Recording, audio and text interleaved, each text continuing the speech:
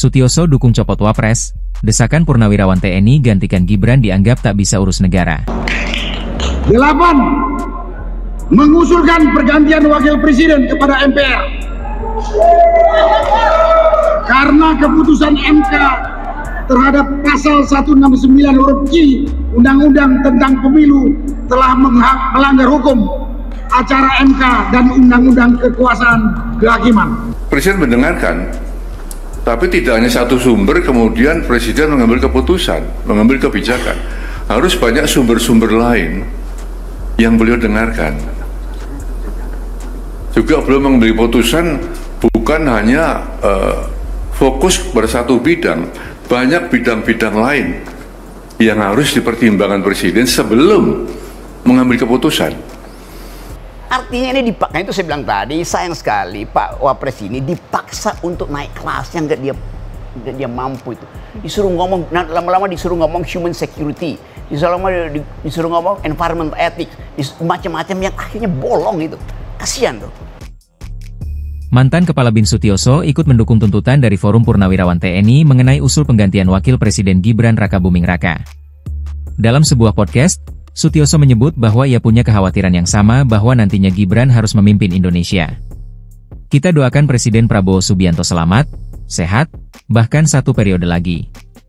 Tapi andai kata amit-amit 08 berhalangan tetap, siapa jadi presiden? Ya otomatis wakil presiden, itu konstitusi kita, kata Sutioso pada Jumat lalu. Dengan bekal pengalaman sangat minim dan usia terbilang muda, Sutioso mengaku sangat ragu Gibran mampu memimpin negara sebesar Republik Indonesia. Apalagi menurut Sutioso, Presiden ke-7 Jokowi juga pernah mengaku anaknya itu tak tertarik terjun ke politik. Tetapi tiba-tiba masuk politik, Wali Kota Solo, Wali Kota Medan, kata Sutioso.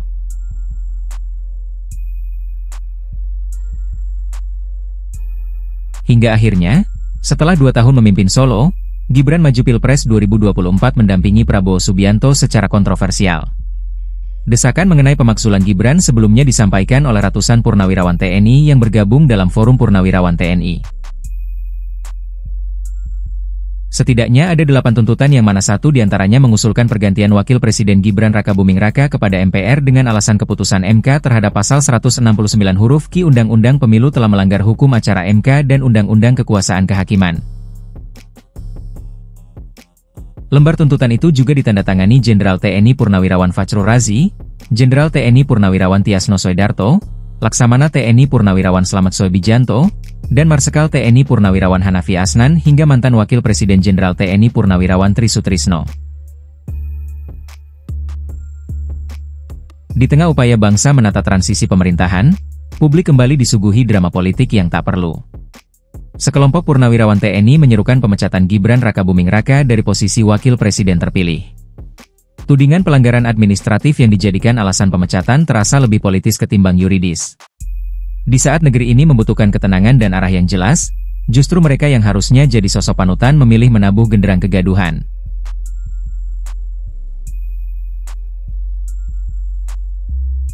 Akhir-akhir ini ruang publik kembali dipenuhi kegaduhan politik yang, alih-alih membawa pencerahan, tapi justru menebalkan kabut perpecahan. Sekelompok purnawirawan TNI yang siogianya menjadi contoh ketenangan dan kebijaksanaan malah turut serta dalam pusaran hiruk-pikuk dengan melayangkan tuntutan pemecatan Wakil Presiden terpilih, Gibran Rakabuming Raka. Dalih yang digunakan pun tanpa dipaksakan, pelanggaran administratif dalam proses pencalonan.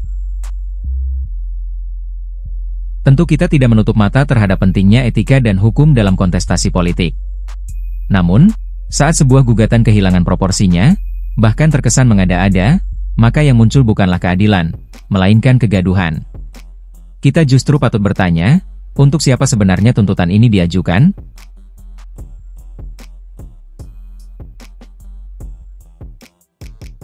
Menyeret institusi ke dalam politik. Sebelumnya sejumlah purnawirawan yang tergabung dalam Forum Purnawirawan Prajurit TNI menyampaikan tuntutan terbuka kepada Prabowo Subianto selaku Presiden terpilih. Dalam pernyataan tersebut, mereka mendesak agar Majelis Permusyawaratan Rakyat mengambil langkah mengganti Wakil Presiden terpilih Gibran Rakabuming Raka, dengan dalih bahwa proses pencalonannya dianggap melanggar hukum. Yang menarik, penandatangan tuntutan itu bukan figur sembarangan. Di antara mereka terdapat nama mantan Wakil Presiden ke-6 RI Jenderal TNI Purnawirawan Tri Sutrisno, serta sejumlah tokoh militer berpengaruh seperti mantan Menteri Agama Jenderal TNI Purnawirawan Fachrul Razi, mantan Kepala Staf Angkatan Darat Jenderal TNI Purnawirawan Tiasno Soedarto, mantan Kepala Staf Angkatan Laut Laksamana TNI Purnawirawan Slamet Soebijanto, hingga mantan Kepala Staf Angkatan Udara Marsikal TNI Purnawirawan Hanafi Asnan. Forum ini mengklaim mewakili ratusan purnawirawan, mulai dari Jenderal Bintang 4 hingga Kolonel. Kehadiran mereka membawa bobot simbolik tersendiri. Namun justru disitulah tantangannya. Ketika tokoh-tokoh yang pernah menduduki posisi strategis dalam pertahanan negara ikut mendorong narasi penggantian wapres yang telah dipilih melalui mekanisme konstitusional, publik akan bertanya, apakah ini murni kegelisahan moral, atau ada arus bawah tanah politik yang sedang bergerak?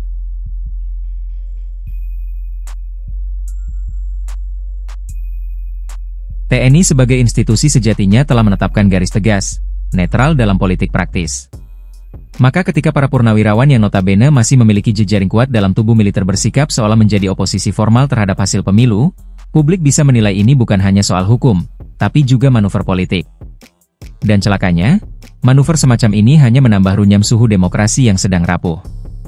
Yang lebih disayangkan, gugatan terhadap Gibran tidak hanya menyasar pribadi, tetapi juga menyeret keabsahan proses pemilu secara keseluruhan. Padahal Mahkamah Konstitusi lembaga tertinggi dalam urusan sengketa pemilu telah memutus perkara ini. Meskipun kita bisa memperdebatkan kualitas moral atau etik suatu keputusan, namun dalam tatanan negara hukum, putusan MK adalah final dan mengikat. Kritik yang membangun, bukan mengoyak. Demokrasi memang tidak menjamin hasil yang memuaskan semua pihak. Tapi demokrasi menuntut kedewasaan menerima hasilnya, sekalipun pahit.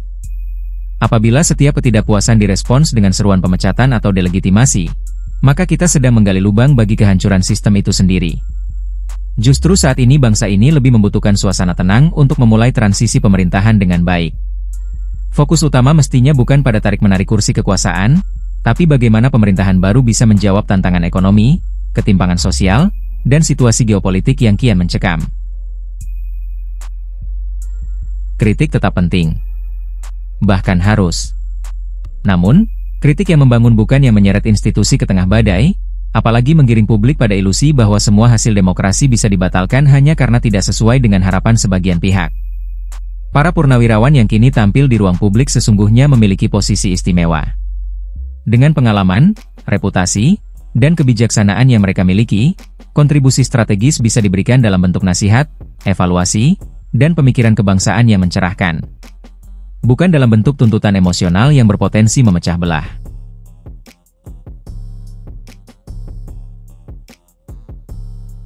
Bangsa ini tidak kekurangan masalah, tantangan ekonomi, ketimpangan sosial, krisis iklim, hingga tekanan geopolitik global.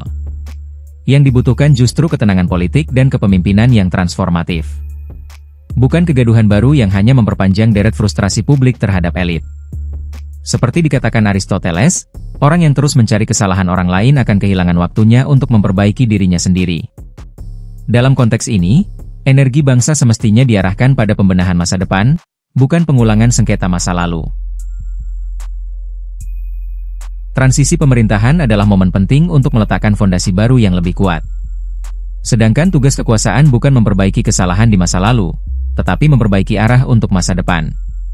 Baik pemerintah yang akan datang, maupun para tokoh bangsa, memiliki tanggung jawab yang sama, menjaga marwah demokrasi, merawat ketenangan publik, serta membangun kepercayaan rakyat terhadap sistem. Karena pada akhirnya, bangsa ini tidak butuh kegaduhan tambahan. Yang kita butuhkan adalah pemimpin yang bekerja, elit yang bijak, dan rakyat yang diberi ruang untuk berharap.